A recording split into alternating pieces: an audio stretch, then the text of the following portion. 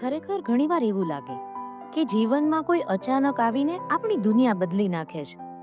પણ જ્યારે ઊંડાણથી વિચારીએ ને તો સમજાય કે આ મુલાકાત માત્ર કોઈ સંયોગ નહોતી. જાણે કોઈ અદ્રશ્ય શક્તિએ એ પળોને એવી રીતે ગોઠવી હોય કે બે અજાણ્યા હૃદય એકબીજાને મળે. એ પ્રેમ હોઈ શકે જે જીવનને નવી દિશા આપે, કે પછી મિત્ર હોઈ શકે જે મુશ્કેલ સમયમાં સાથ આપે, કે પછી જીવનસાથી પણ હોઈ શકે જે આખી જિંદગીનો સહારો બને.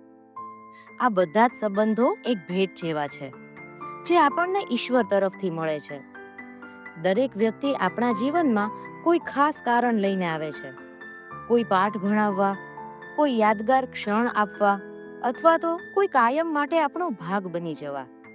આથી જ્યારે પણ કોઈ નવું વ્યક્તિ જીવનમાં આવે ને ત્યારે તેને માત્ર એક આકસ્મિક મુલાકાત ન ગણીએ, પણ એને ઈશ્વરના કોઈ ગહન આયોજનનો એક સુંદર હિસ્સો માનીને સ્વીકારીએ.